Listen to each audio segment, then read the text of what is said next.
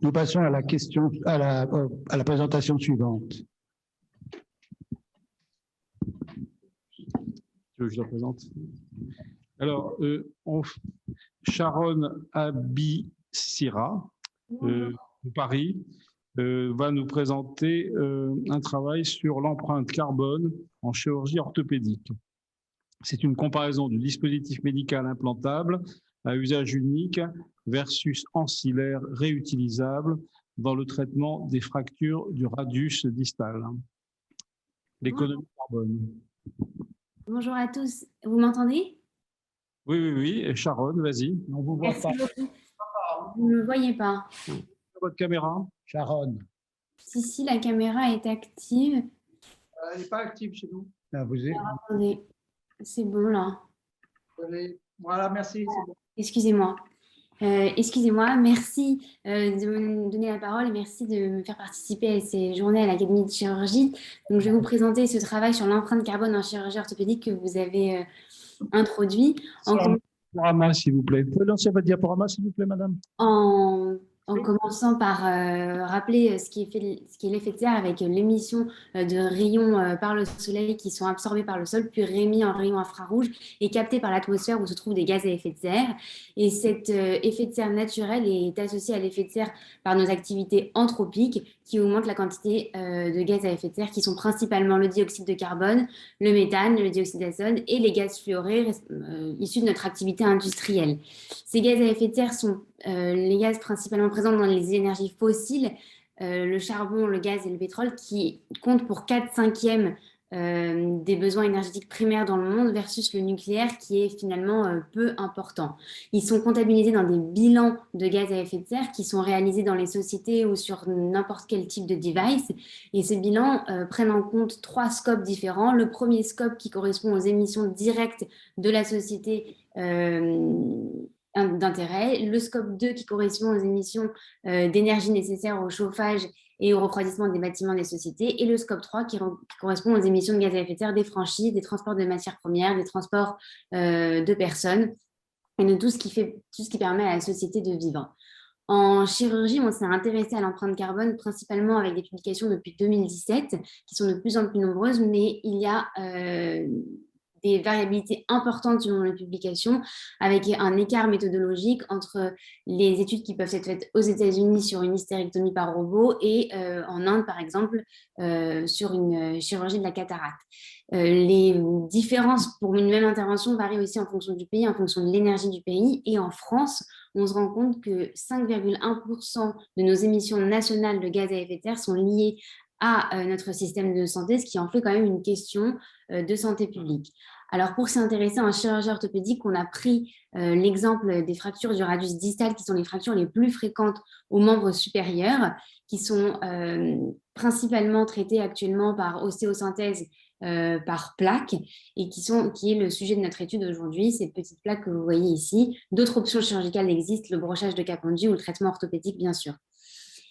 Pour cela, on a réalisé une analyse en cycle de vie de 2 dispositifs médicaux. Ici, vous voyez le dispositif médical d'un ancillaire réutilisable qui pèse près de 10 kg versus un ancillaire à usage unique qui pèse 310 grammes. Ces 2 ancillaires sont produits dans la même usine en France, à Nantes, acheminés jusqu'à l'hôpital où ils sont stérilisés, à l'hôpital ou dans des structures extérieures pour certaines cliniques de plus petite taille, stockés à l'hôpital, utilisés en salle d'opération, et puis après, soit restockés, soit réadressés aux usines pour réassort.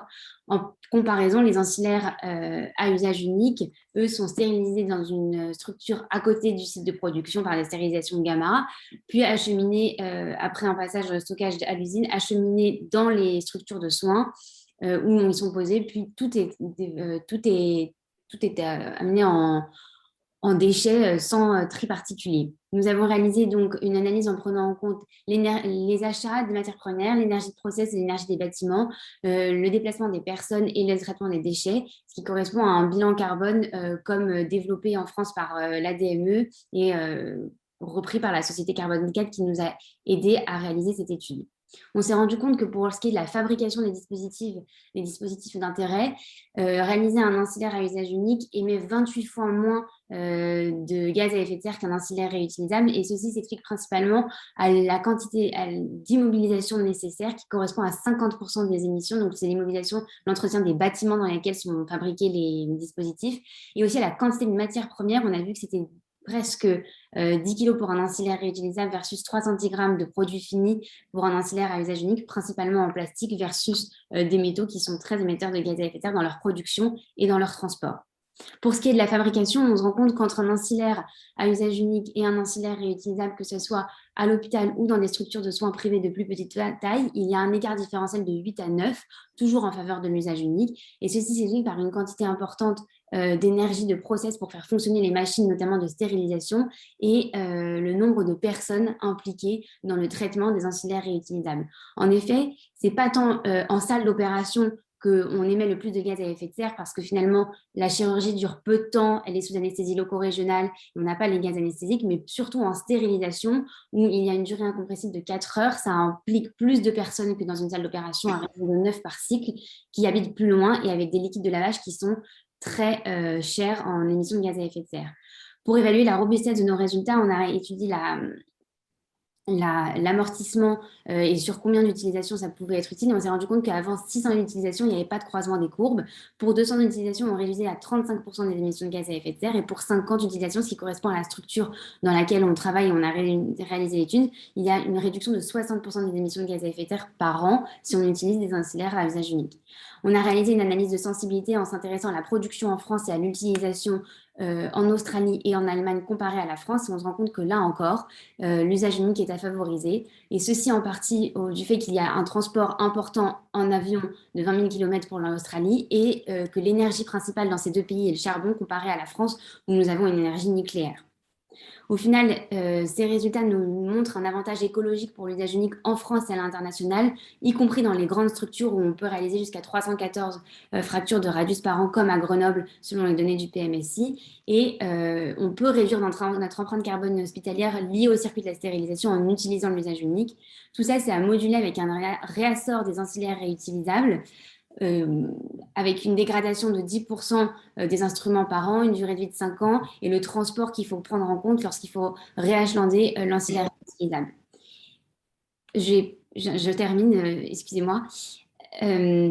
Pour prendre en compte la mesure de l'enjeu, il y a un risque planétaire dont on entend tous parler quotidiennement, qui devient en fait finalement un risque chirurgical quand on voit ce qu'on peut faire à notre petite échelle. On peut favoriser les dispositifs à usage unique, réduire les consommables en ayant des kits plus optimisés et traiter nos déchets, surtout en chirurgie orthopédique où environ 6 kg de déchets par intervention, toutes chirurgies confondues, et parmi elles, un tiers pourrait être traité comme les déchets domestiques, ménagers, avec un tiers de moins, enfin 2 tiers de moins d'émissions de gaz à effet de serre dans le traitement des déchets. Enfin, on pourrait aller plus loin et discuter le reconditionnement de l'usage unique, et ça apporterait aussi un coût, un avantage économique certain pour les structures, repenser la stérilisation, et pour changer un peu les choses de manière radicale, introduire la dimension de l'empreinte carbone dans la régularisation de la commercialisation des DMI, et à mon sens, introduire une dimension d'enseignement écologique en formation continue, et ce dès les études de médecine, comme c'est un peu au stade embryonnaire fait dans certaines universités en France. Au total, c'est un risque chirurgical, mais un risque planétaire avec un effort de travail de groupe et un impact à plusieurs niveaux pour rendre une chirurgie orthopédique plus verte et un monde un peu plus vert. Merci pour votre attention. Merci Sharon. Alors, Sharon, une question. Vous dites repenser la stérilisation, ça veut dire quoi? Est-ce que la restérilisation des matériaux, disons, réutilisables, ça a l'air d'être ça qui est responsable du pic carbone derrière? Est-ce qu'il n'y a pas aussi une manière différente de restériliser des matériels réutilisables?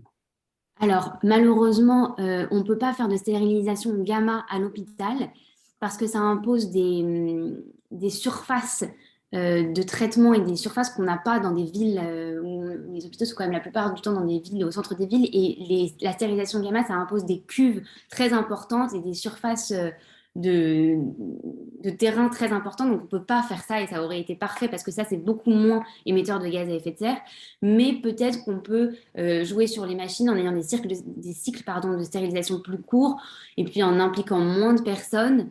également. Mais on ne pourra pas changer la stérilisation à la vapeur d'eau. Aujourd'hui, en milieu hospitalier, ça reste… Vous ne pensez qu'au rayonnement gamma? Il y a peut-être d'autres moyens physiques de stériliser. Il y a les ultraviolets, il y a toutes sortes de technologies physiques. Oui, mais au moment où on parle, dans notre milieu chirurgical, elles ne sont pas très développées. Et surtout en milieu hospitalier, on est très limité par l'encombrement stérique, si je puis me permettre, pour les mettre en place. Je pense qu'il faut optimiser la stérilisation à la vapeur d'eau parce que malheureusement, c'est ce qui est le plus, en France et dans le monde, le plus utilisé. Et c'est polluant, mais on peut peut-être réduire les coûts énergétiques sur ça. Dominique Franco.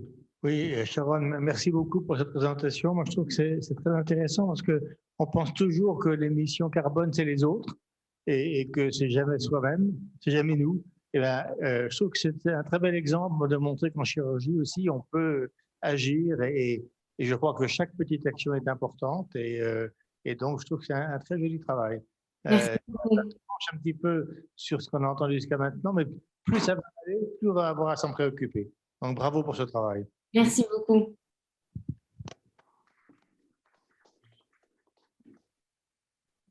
Merci beaucoup, Sharon.